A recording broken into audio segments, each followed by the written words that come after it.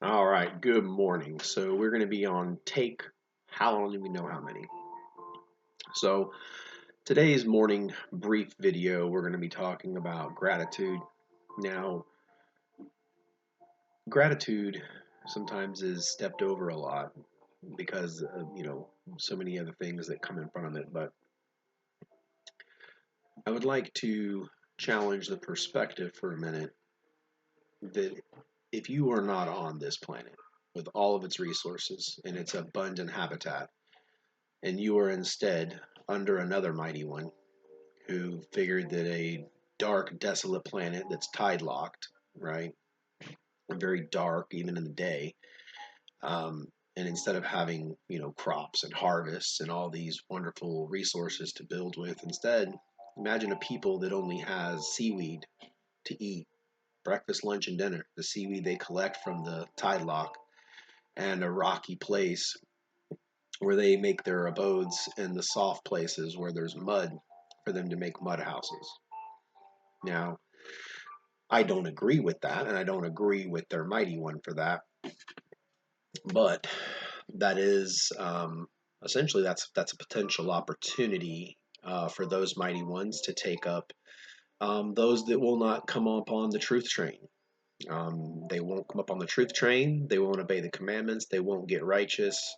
And again, those are like primitive people. So the primitive people are going to go where primitive people go. Versus the wicked and evil people, right? Not that they don't want to follow the law or be righteous, but they're evil by seed or by thought or by hands, whatever, right? They're going to go down, down. Because at the end of the day, right, as your Elohim, this creation was made for you. So all things that you could ever need are already supplied. But it's up to you to piece them together in a righteous manner. I'd like to call to a remembrance, right, the horses. So when horses were introduced to mankind, it was for your benefit of travel. And it was the best form of travel for thousands of years.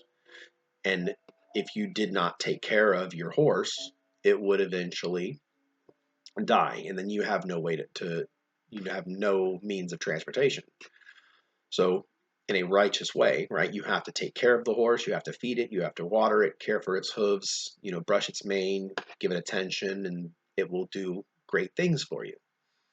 Then mankind wanted to go faster. Well, my middle ground, right, is steam. So, okay, let's utilize the steam engine. As mankind does, they took the steam engine, went over the cliff with it, and started the combustible engine, and the rest is history. My point is, it's very much like that young child, right, who, okay, here's 2 Oreos after dinner. Well, instead of him taking 2, he took 10, and now it went from a proper dessert to then a, you know, rotting teeth. Like, it's the bell curve is kind of my point. So be grateful, right, for the habitat you have, and then be hopeful for the habitat you're going to move up to.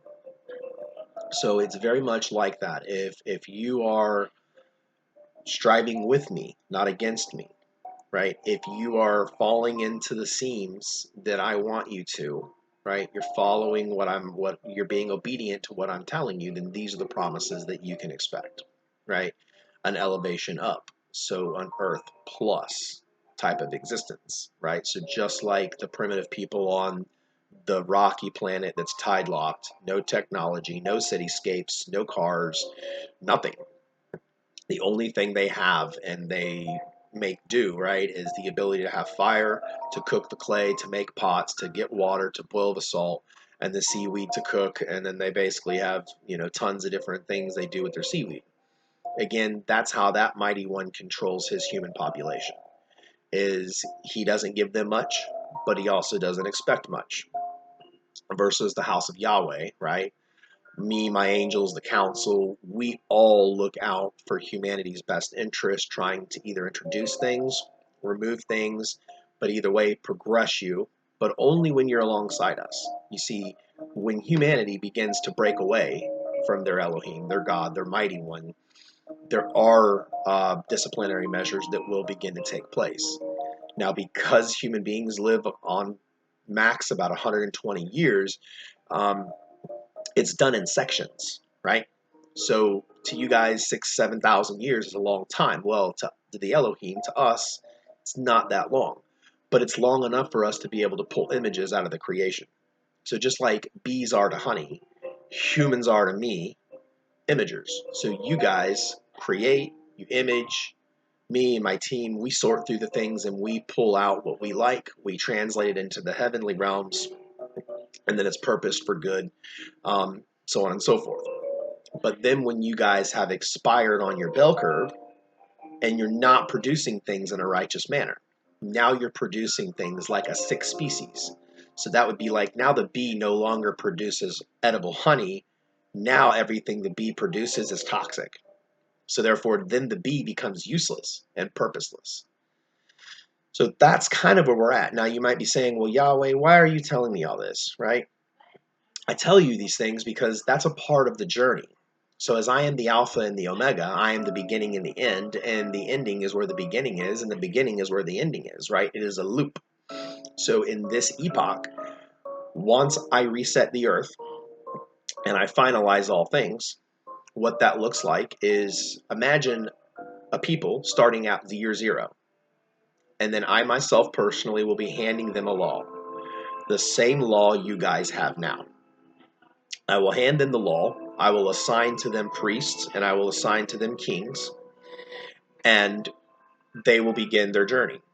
And just like you guys, right, they will stumble upon the remnants of past civilizations, and let's just say they find, some stuff left behind from a concert venue, very, very minor remnants, but they're piecing the story together. So in their mind, now they're like, Rihanna must have been their god, or Taylor Swift must have been their god, right?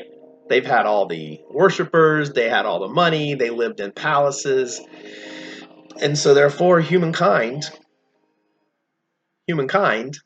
gets led astray, right? Again, because at the end of the day, right, Rihanna's not taking you to heaven. Rihanna is not going to take your soul and grow it into a spirit and then give you an eternal light body that you're able to travel heaven and the realms. And then instead of being an imager, now you are an enjoyer, right? And then you're contributing to my realm, my heaven, essentially by elevating your position in the cosmos. Now, other people might look at this and go, oh my gosh, like you're talking alien stuff. Guys, this is not alien stuff. We created you in our image, right? We came first.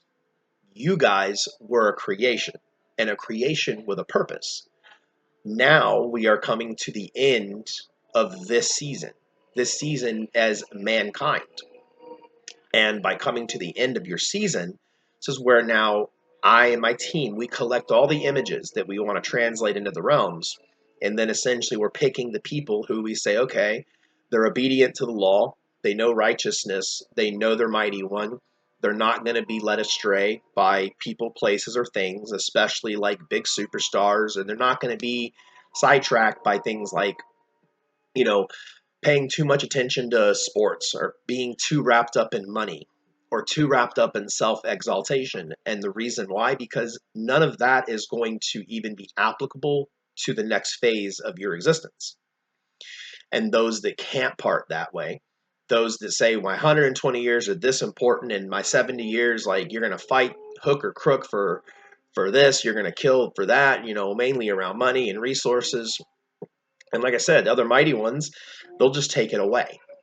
But then I look at that as that's going nowhere, right? I don't want to be an Elohim or a mighty one of a stagnant creation. I know mighty ones that do that, and I'm not a fan. But I think at the end of the day, if you're not going to fall in line with truth, you're not going to fall in line with me. What else am I to do, right?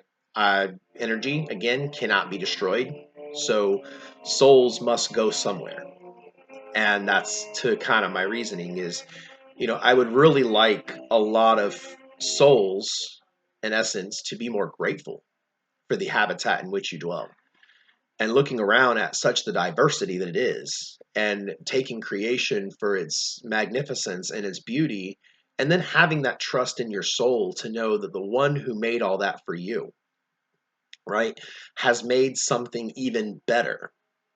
And it's not that I require 100% of your attention or your time or your talents or anything.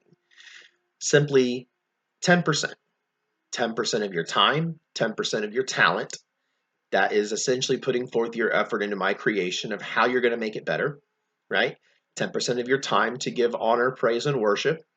10% of your manna or mammon, right, to help your congregation. If you don't have a congregation, but putting that 10% towards something tied in to the body. And the body, right? So as I am the father, but my body is still considered the son because it is a secondary element for me. My primary element is being Yahweh in my full spirited body in the realms. When I come down, I am in a body of a son, right? So I am in a step down from my evolution. That is why I am a son, right? And I'm still obedient to my higher self that's in the realms. So I am one. Like there is not multiple me. But when it comes time to again understand the butterfly versus the caterpillar, right? If the caterpillar transforms into a butterfly and then the butterfly could go back to being a caterpillar, well, that's very much me. It's the exact same thing, right? It's the same set of eyeballs. It's the same organs. Like that's the evolution of an Elohim of me. And then those like me, right? Because there are other gods, of course. Um, and again, most, if not all of them, are abusive. The few that are not, and the few that take up residency under the house of Yahweh, right? Then they are co-creators with me. But anytime they're translating or they're imaging or they're doing anything, they are doing it on behalf of the kingdom. So everything is kingdom centric. So every time I'm thinking about a creation, I'm thinking about how is it going to benefit mankind. Well, when I do the reset, so again, the earth being completely reset, and then a primitive people starting at year zero, right? They'll be handed the law by me. I assign kings, priests, and organize the basis of civilization. And then it's up to those people to follow the law, follow the guidance that's given. And then essentially they will, write the Bible, right, as it happens. And each time myself or another mighty one, or even the angels or whatever heavenly hierarchy is intervening with the earth for whatever purpose, right? That's like the big storyline. So the point rather I'm trying to make, oh, that's cool. There's an eagle. So the point I'm trying to make is, be grateful. Try to put on a different set of eyes and try to be very grateful for what you see. Feel that in your heart and then try to make that connection of awe and reverence because that's really what gets you there. And it really it's really upsetting to see people that they worship Rihanna and Taylor Swift or movie stars or people, places, or things that are absolutely fruitless. Like you throw money at people that can't take you to heaven. They wouldn't even give you a glass of water if you're sitting in hell.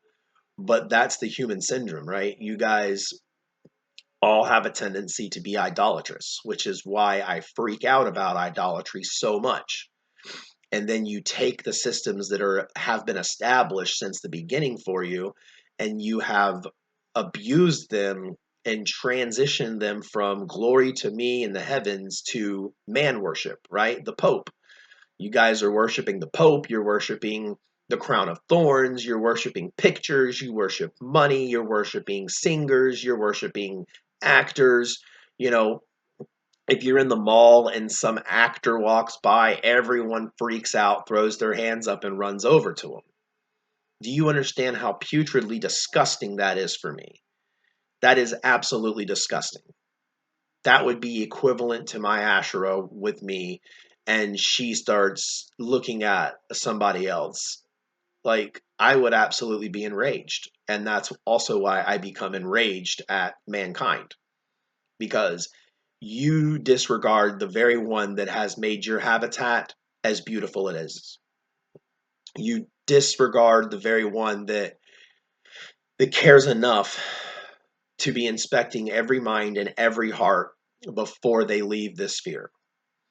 And the one that is going to be resetting it, trying to get rid of all the idols and all the cityscapes and all the technology that you guys have conjured up to clean slate it out for a new people. And hopefully that new people, will not be perturbed by any fallen angels and basically those who left the realms because they wanted to be on the best habitat in the cosmos. They wanted to reign and rule right over the humans. And at first, it's a pretty good idea, right? To have the heavenly powers on earth helping on a day to day basis. But then you have the human component that they get wrapped up in the same nonsense you guys get wrapped up in. And then how does that going to work, right? If the teacher succumbs to the characteristic traits of the children in which they're teaching, then the teacher no longer becomes the teacher and they both become children, right? It's like having a household where mom and dad are engaging in stupid behavior, so the kids learn stupid behavior. Mom and dad are not righteous, so the children are unrighteous. And that's very much like an example I'll make here.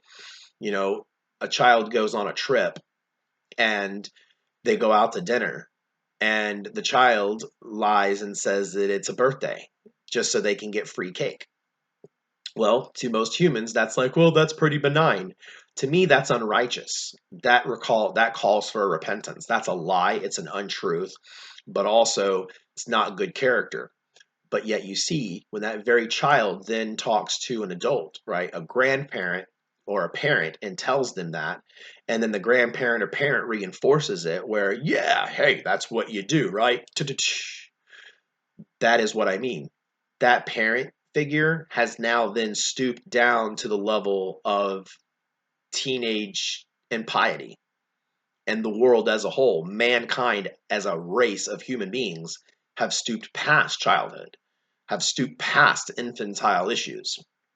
And now mankind is swift on their feet to commit murder. They're swift with their hands to work evil, especially if there's an outcome favorable for them. All things unrighteous. And again, I am sorting people, right? By your heart and by your mind. So you still have the false name. You're going to be handed over to another mighty one. Those that have truth aligned, and I don't mean variations of my name, because I'll tell you what,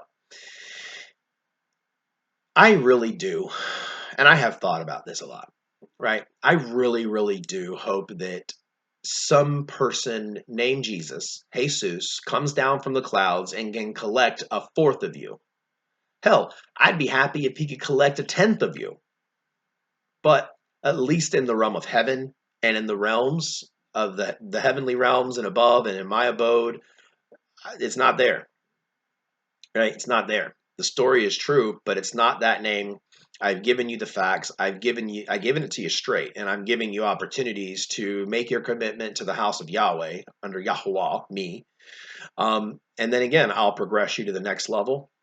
And this wasn't actually the video I was planning on doing today, but it was on my mind. Me and the missus were having coffee this morning on the porch. I was checking out the roses, and we were discussing creation. And honestly, it's so perfect in all of its layers. You know, and it's so disheartening sometimes to know that the very humans, that it's for, are the very ones that don't care. So it almost feels like being that parent that gets taken advantage of day and night. Blasphemed day and night, hated on day and night. And at the end of the day, we legitimately are like the only house of mighty ones that care for humanity as deeply as we do and try as hard as we do. And still, we are undermined, underhanded, ignored, lied about, talked about. And then it makes us feel so impersonal with you, that we don't even feel a genuine invite into your praise and worship ceremony. So it's like at the end of the day, if you're holding a praise and worship ceremony for me, but I feel most uninvited from that praise or worship ceremony, how is that supposed to shake out? Like truly, like that's what I mean. And, you know, we'll cover that. But today's teaching video will be later. I'm going to be covering seams. So we're going to be looking at things like deja vu, also things such as when your timeline is corrected, what does that look like in the physical, um, and then kind of how to pay attention to those things. So until then, we'll catch you then.